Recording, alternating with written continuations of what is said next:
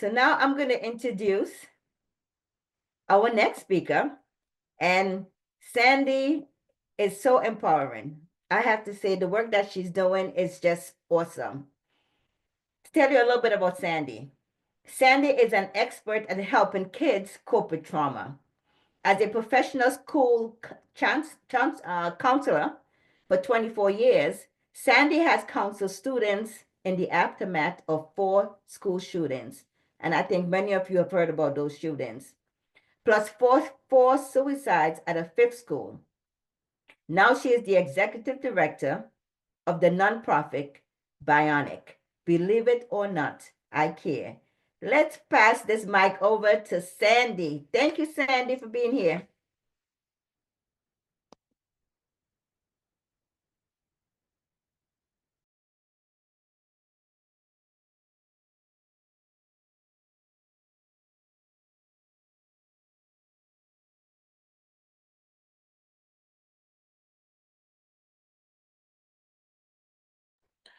Oh my gosh, finally. Is it there? Can you hear me okay? All right. All right, Diane, Olga, you guys are great. I had fun when you were interviewing me, and just incredible. So the whole thing is what do you do when strange things happen in life? I had my alarms on and everything. Usually you don't start a presentation like this, but we're doing it. And it's great to be here today, you guys. And what a privilege to be here. And boy, Marianne, thank you. So much dynamic stuff there, talking about vision and purpose and faith and gratitude and the consistent action, all that stuff. And I missed one of them. No, but anyway, so much gold there. So love being here with you guys. Screaming sirens, flashing lights, yellow crime tape. No amount of training could have ever prepared me for what I was about to face with the shooting at Columbine High School. Hi, my name is Sandy, and I'm known as the Kids Empowerment Champion because, as someone who counseled, as Diane had said, in the aftermath of 4 school shootings and then 4 suicides at a 5th school, my school, I am out to stop bullying and suicides in schools. I have found that activating compassion in kids saves lives. When I was in 1st grade, I knew I wanted to be a teacher. And what was interesting there is uh, I was very shy. So like how could a girl that was so shy that her pastor nicknamed her Smiley because she would just smile and hide behind her mom's leg, how could she become a teacher and be in front of a group of kids and be able to teach them? Well, God has a way of working things out. When he's called you to do something, you'll step into it, hopefully, if you're being obedient. So anyway, what happened is I loved my teachers and I hung around them, and I would stay after school and help them and be available in any way that I could be. And what was interesting is uh, I became student body vice president. Can you imagine that? A shy little girl, I got confidence and I grew, and through the years, because my teachers believed in me. My greatest teacher was my mom. My mom was an amazing woman. Talk about the original bionic woman, saying, believe it or not, I care, with everything that she did in her life. Anyway, Dr. Earl Room came and spoke to all of the executive officers of the student council representatives in the schools in my district. And he came in and he said, now this will date me, but I can't do anything about my age, and my age has given me the wisdom. So, hey, that's all right. But way back, there were 2 shows called $6 Million Man and Bionic Woman.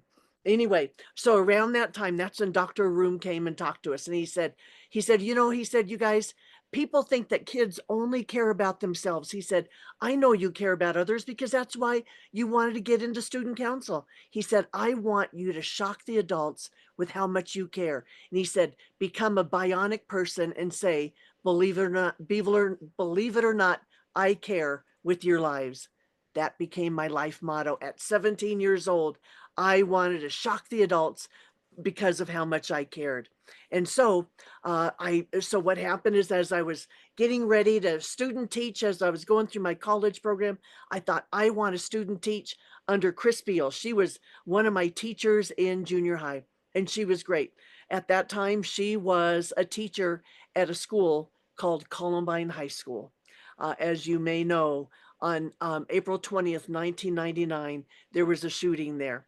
And what happened is before then, I was teaching. I taught for 10 years after getting a great education from Miss Beal. What happened is I taught for 10 years, but then I got a hip injury. And so then I had to change my course of action. And so I became the thing. I hesitate to say I was a PE teacher because so many people were traumatized in PE in their gym classes. And uh, Deepa, I know you are zooming in at 2 a.m. where you are. And so I forget which country you're in. I don't know if you call it PE or physical education there, but that's where you do the sports in school. And so you're running around doing all these things. The problem is a lot of people have been very traumatized in that because number one, they may have been overweight or they may not have been a good natural athlete, and so people laughed at you.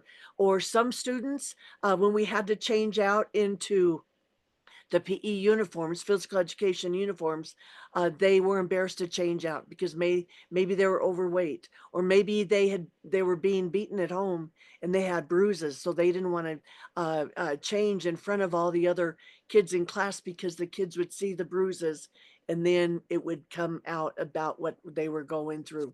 And so anyway, so as I say, when I was going to have a hip surgery, hip replacement, I couldn't do PE anymore. So I thought, what do I want to do? And I thought, boy, I would love to become a school counselor because my school counselor was very powerful in my life. She believed in me. She knew that I wanted to be a PE teacher. And so she knew, being the first student going through college in my family to get a college degree, to finish a college degree, I didn't know all the details. I didn't know how to do all that. So she helped me and she walked me through that process, and she believed in me. And that's what was so powerful, is how she gave me the confidence. And so what happened is then I became a school counselor. So 17 years after being a student, after student teaching at Columbine High School, 10 years of teaching. And there's some other years in there that I worked for the Fellowship of Christian Athletes. I did some other things there. And so 17 years after student teaching at Columbine, I was a counselor back in that district. And on April 20th, 1999, we got the call to report to Columbine if our school could release us. The school is closer to Columbine. Of course, they were on lockdown, so they couldn't go over. So I was on the other end of the district, and so I was able to go over there that day. And so I became one of the most involved counselors with the Columbine tragedy since I had student taught there. And they asked if I could leave my school for a little bit and come over and help. And so I became one of the most involved counselors with the Columbine tragedy.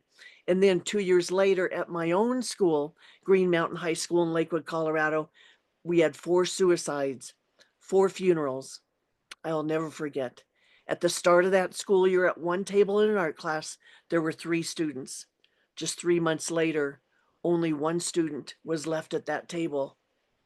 Kids started asking her, "When are you going to kill yourself?" We had to change those conversations. The next semester, 48 students were put on 72-hour holds for suicide. That means they had a plan of how they were going to take their lives. They had a method, a time, and a place that they were going to do it. So they were very serious about taking their lives.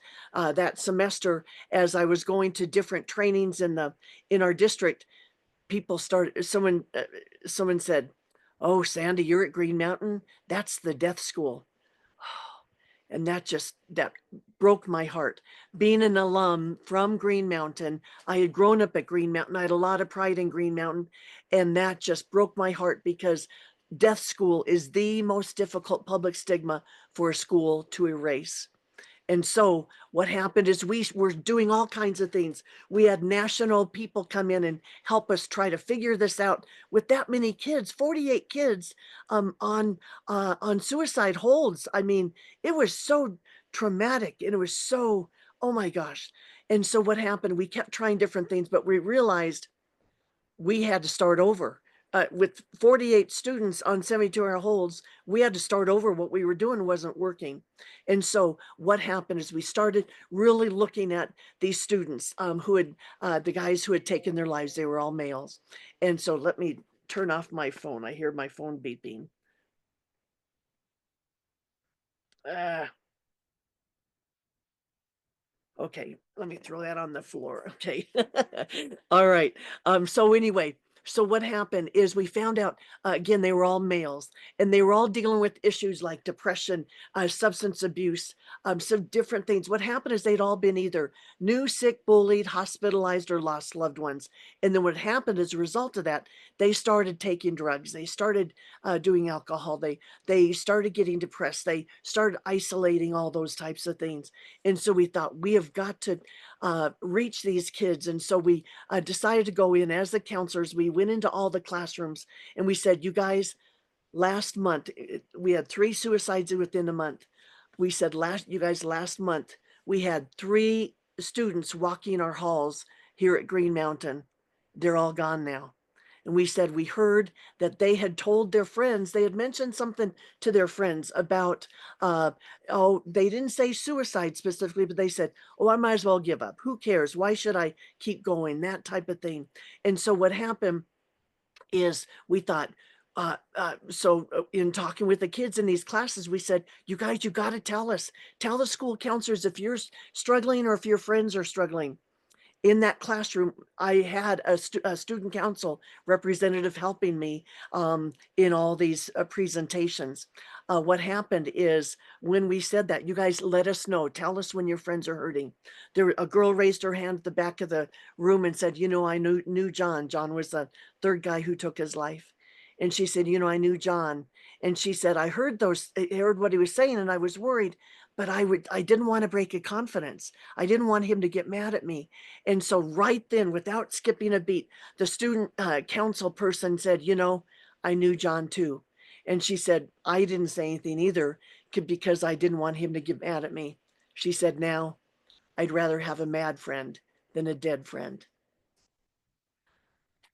I knew we had to do something drastic. And so what I decided is that remembering what Dr. Room said about being bionic and saying, believe it or not, I care with our lives. I thought, you know what, we need to empower these kids in how to reach out to their peers. And so I thought, I want to start a school club, a bionic team.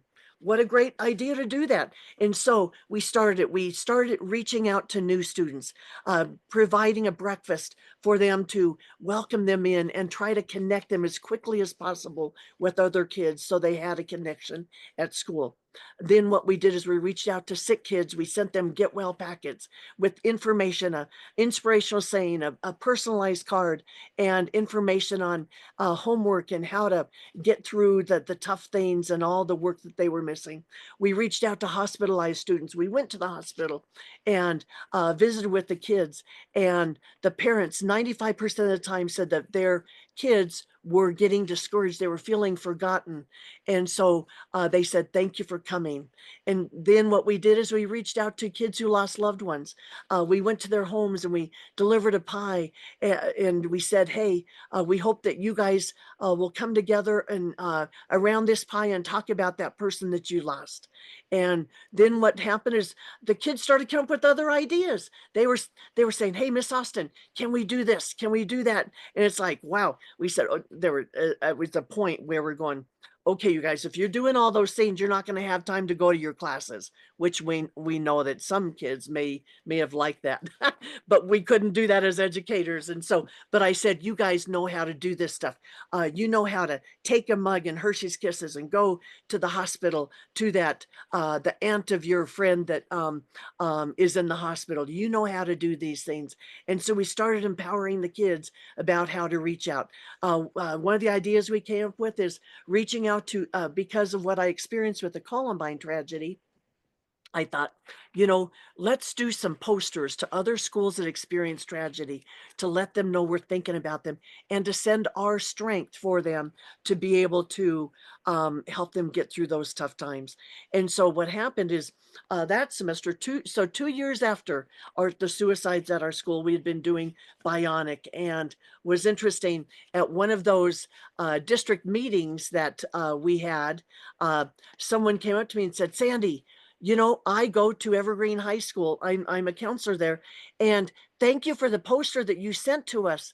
I saw the kids there reading it in the hall, and they were hugging each other by that poster, and their tears were coming, streaming down their faces, just going, wow, that was just amazing. She said, thank you for doing that. You guys are the caring school. The caring school. We became the caring school instead of the deaf school. Oh my gosh, it was so exciting to see these kids reach out to their peers and help. I have a video that I would like to share. I'm going to try to share this, Olga and Diane. See if I can do this. So let me go here. I would love, Lord, please help us to share this video. So let's see. Go share. Ach du lieber. Okay, that is not sharing. Okay, well, if you go to our website, bionicteam.org, right there on the front page, don't do it now, but there's a 2-minute video on there that you can watch to be able to see what these kids are doing. A picture is worth 1,000 words. A video is worth 10,000. And I wish I could show you guys out right now to be able, so you can see what these kids in action. Anyway, so Sandy, as we were, sorry, is yes, it bionicteam.com? bionicteam.org. .org. I can share maybe from my screen if you would You like. go, Olga. Yes, go. Thank you. So it's that first one right on the main screen. Thank you, Olga.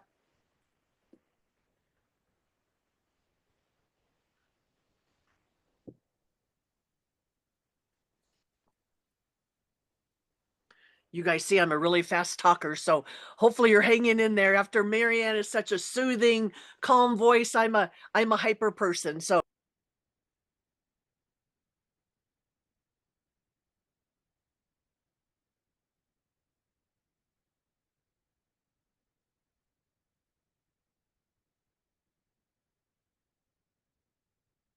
Hold on, it's doing something.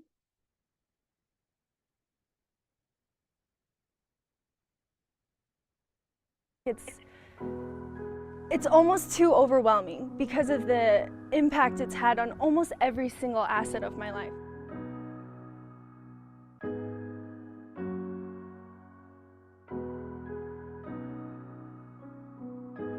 in 2001, I was a counselor at Green Mountain High School, my alma mater, and we had 4 suicides within 8 months. It just devastated the school, and we were trying to figure out what's going on, what's happening. And so I thought, we need to have a club at school that reaches out to these kids going through these difficult times. During the first year of Bionic, it was an entire culture shift of the entire school. It was kind of like Bionic breathed a whole new type of spirit of caring. We find that they need a connection. They need to know that they're okay.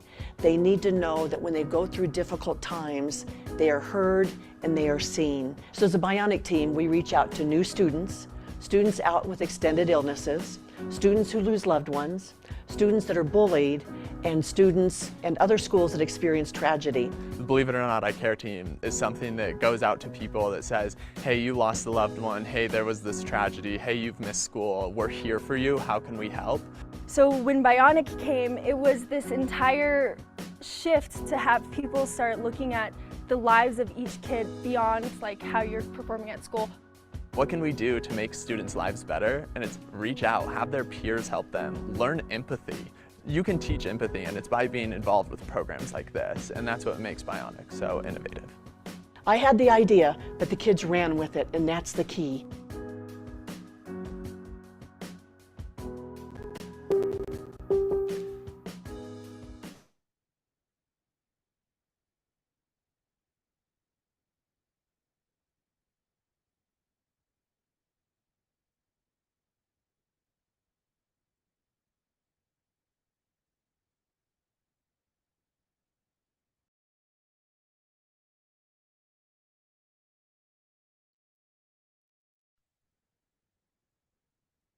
I can talk. Can you hear me? Yay, you go, girl. Good job, Olga. All right. Okay, so that was exciting. So that's what we've done with B.I.O.N.I.C. So I love you guys being able to see the kids there. Anyway, so as we were going, I knew 10 years into B.I.O.N.I.C, I thought we've got to address bullying. The problem is that all the programs out there that were $5,000 or it took a semester to train the kids. During the suicides at Green Mountain, I had been the peer counseling co-sponsor. I had another counselor that was co-sponsor with me. The problem was that two of our peer counselors became suicidal as a result of the suicides. And it's like, okay, well, that wasn't working. And that's where I thought I've got to do something different. And so anyway, peer counseling, it took us a year to train those kids. And it's like, we can't do that now with another bully prevention program. And so I prayed. I'm a person of faith, that I prayed, God, we need an idea, something easy and quick that kids can remember and staff can remember and family can remember. And so we came up with prevent bullying by just saying hi. H is get help. We tell the kids, if you see bullying at school, if you see it online, report it to an adult as quickly as possible. The adults are trained to deal with the bully and the bullied student, so they know what to do with it. Just report it to them. And then the most important thing, though, is we tell the kids is the I. Initiate contact with that bullied student, hopefully sometime that day, to be able to reach out to those kids and let them know, hey, I was walking down the hall during lunch and I saw those kids were bullying you. Hey, do you want to eat lunch with me, or do you want me to kind of be close there so I can watch you and keep an eye on you and that type of thing. And we told the kids to reach out to these kids. With B.I.O.N.I.C, we told the kids, you don't have to become great friends with these kids that you're reaching out to, but just let them know they're seen, they matter, and you care, and they're not alone. And so what happened is we had kids just doing that, just going up to the kid in the hall, hey, how are you doing, that type of thing. And as the bullies started seeing the kids going up to these kids, are going, oh, they're not isolated anymore. So they stopped the bullying. It was amazing. And they saw those kids were getting the support. So it's very, very, very powerful. What was interesting, this is so amazing, is that I told the kids, I said, you guys, my generation has failed you. I said, the bullying was happening when I was a kid. When I was in third grade, I was pushed down the stairs by a group of girls. There were things happening there. And I said, my parents were bullied. And I said, you guys, we still have not stopped bullying for you guys. What was so powerful is one of the kids said, Miss Austin, maybe our generation can be the generation to stop bullying once and for all. Oh, wasn't that exciting? And that's what I'm hoping, is that we can empower these kids to be able to be the generation to stop bullying once and for all. And so also then I was on a radio program one time, and someone from a senior living center called and said, Sandy, I would like to start a B.I.O.N.I.C team here. Do I have permission? I said, sure. I said, tell me what you're thinking about. And she said, when people come here, they isolate themselves because either they have just lost their loved one or they're starting to get some dementia type issues, memory issues. And so they hole up in their room. She said, if we had a B.I.O.N.I.C team here, we could reach out to them and introduce them to people there. We could invite them to lunch. We could connect them with people and that type of thing, and reach out to the residents in different ways. She said, but the most important thing would be for our people to connect with your kids. And so we started having table talks, a monthly conversation with the seniors. They would come to our school. It was incredible. I don't have time to tell you all the details about it, but let me tell you this. One of the kids came to me after our Thursday, after our Thanksgiving, after our November table talk. And she said, Miss Austin, I can't wait for Christmas. I said, why? She said, today at the table talk, I saw how that one lady kept answering questions. She kept answering, saying the same question, same answer for every question. And she said it was with her memory issues. And she said, seeing how the staff person from the senior living center helped her, she said, now I know how to help my grandma. My grandma is getting dementia. And she said, at Thanksgiving, I didn't talk to my grandma. She said, I didn't want to do the wrong thing. So she said, me and my cousins, we didn't even talk to my grandma because we didn't want to hurt her. We didn't want to do the wrong thing. She said, now that I saw how they worked with her, what I'm going to do for Christmas, I'm going to teach my cousins, and we are going to reach out to my grandma, and we're going to love on my grandma. Oh, you guys, it was incredible. When we came back from the holidays, her mom called me and she said, Sandy, I just want to say thank you. And she broke into tears. She said, I want to say thank you. She goes, I don't know what you did to my daughter. She said, but I went to pick up my mom on Christmas. And she said, when we got to my place, my daughter was sitting there with all of her cousins, and all the adults were, of course, there listening too. She was talking about what she learned from your bionic table talk with that senior living center. And she was talking to them about how to talk to my mom. And she said, so then when we walked in, she stopped talking and everything. She said, honey, she said, Miss Austin, oh my gosh, this brings tears to my eyes. She said, when I dropped off my mom that night, she said, my mom said to me, honey, this morning I was going to call you and pretend that I had the flu and pretend that I was sick and that I couldn't come and be with you guys today, because Thanksgiving was the most difficult holiday of my life. She said, no one talked to me, and I felt so lonely. And she thought, I can't go through another holiday like that. She said, this was amazing. She said, everyone was talking to me. My grandkids, they were talking to me. I felt more loved than ever before. And so she said, honey, thank you. And you are doing such a great job with your daughter.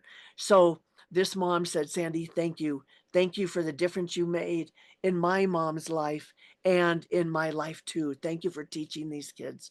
Also, what we came up with is, so we have clubs all over the world, elementary through college, all around the world. And I thought, you know what, wouldn't it be amazing to see what we could do in one day to bring, to see how much of a difference all the bionic teams can make in their communities in one day. So we came up with 10-10 Eye Care Day.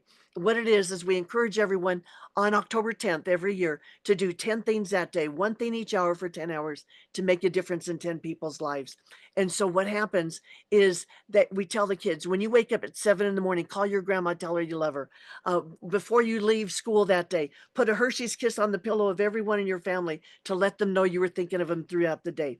And so then what happened is throughout the day, they would bring a flower to their secretary. They would write thank you notes to their teachers. They'd bring little goodies for their friends and that type of thing.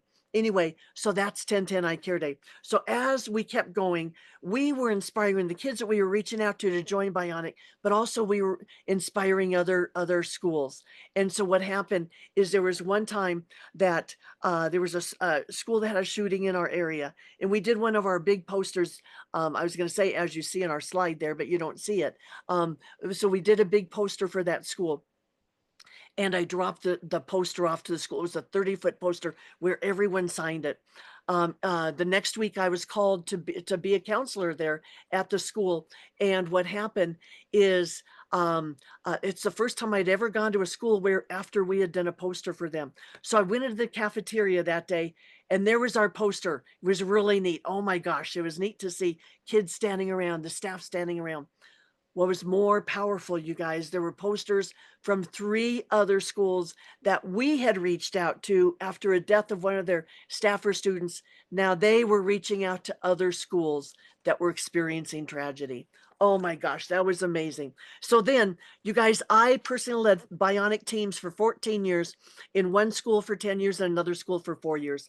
I had over 1,200 kids on the bionic teams, and we had reached out to over 144,000 people.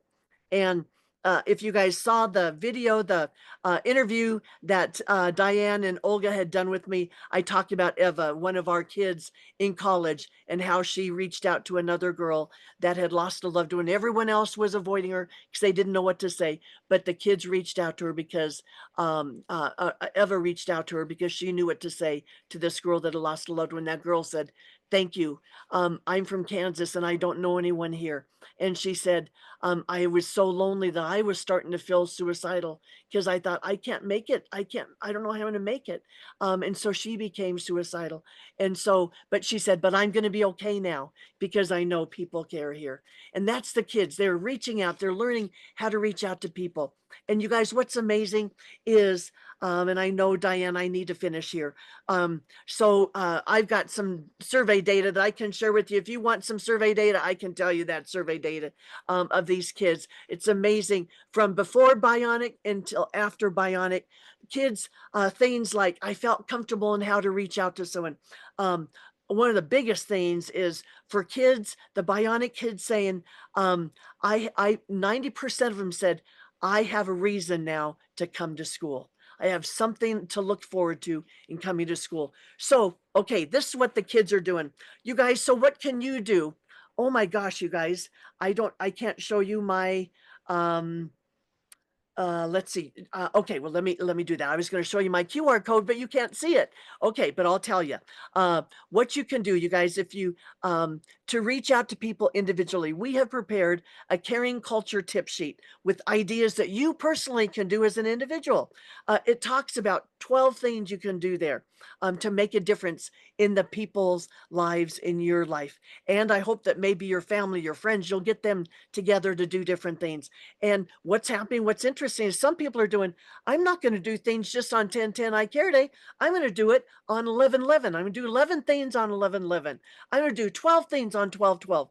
On 1/1, I'm going to do one thing on 2/2. So you guys, February 2nd is coming up. So think about 2 things you can do on February 2nd to make a difference in 2 people's lives. And then I hope you'll keep doing that. Whenever those days of the month roll around, it's like 3/3. Okay, what 3 things am I going to do on March 3rd? I'm doing things all the time anyway, but I do something specifically and I plan that out. In your neighborhood, what are some things you can do there to make a difference? Think about the elderly that are there that maybe can't shovel snow or rake leaves. Think about the people there. What can you do to welcome new neighbors? What you can do, maybe picking up trash, maybe beautification projects, stuff like that. There are some things there that you can do in your neighborhood. For your business, oh my gosh, you guys, we all heard about the great resignation after COVID. So many people, so many of this millennials dropped out of businesses, dropped out of work because they were saying, you don't care about me. You only care what I can do for you. You really don't care about me. You guys, B.I.O.N.I.C outreaches can revitalize your business. What you're doing is you're reaching out to employees who are new, employees who are sick, employees who are hospitalized, employees who are lose loved ones. Those of you guys that are entrepreneurs, you guys, for your clients out there, send electronic birthday cards to your people. Do little different things that can reach out to people. You can even prevent bullying through these things. You don't have to have it prevent bullying by just saying hi. You can. A lot of businesses don't want to acknowledge that there's bullying going on there. But as you are empowering people to reach out to their, and just to, what's so amazing, guys, is kids are getting their eyes off their phones and they're seeing who is hurting. Maybe a kid is kind of downcast. Maybe different things are happening. And so what they're doing is they are reaching out. That's what stops bullying in a business even. People are saying, wow, you guys care. Churches, hello, I'm speaking tomorrow at a church, a teen talk on suicide prevention. One clinician's talking about suicide ideation, things like that. I'm talking about B.I.O.N.I.C principles, about how these kids can reach out to their hurting peers too. And so that's what's going on. So you guys, I encourage you to get our caring culture tip sheet. There are, go to giftfromsandy.com. giftfromsandy.com to get your caring culture tip sheet. Those are just 12 kind of ideas of the things that I've been talking about, but that's a way that you guys can reach out and and expand other things. And if you guys, oh, I had a screen that had how to get a hold of me, go to bionicteam.org. My information is on there. But you guys, oh, you know, I have never had kids of my own. I have never found that right guy. Maybe I'm hoping I'm still going to find him, but I have not found that right. I'm too old now to have kids of my own, but I've had 1,200 kids personally through Bionic that are out there and they're making a difference. But you guys, just to think, what can we do to make this world a better place? Diane, Olga, thank you guys. Thank you for having me on. What an incredible thing that you guys are doing. I'm going to be watching when you guys are posting your information and all these events. You guys are amazing. Thank you for making a difference. You guys let me know anything I can do for you. But go to giftfromsandy.com to get the free caring culture tip sheet. Now I can breathe.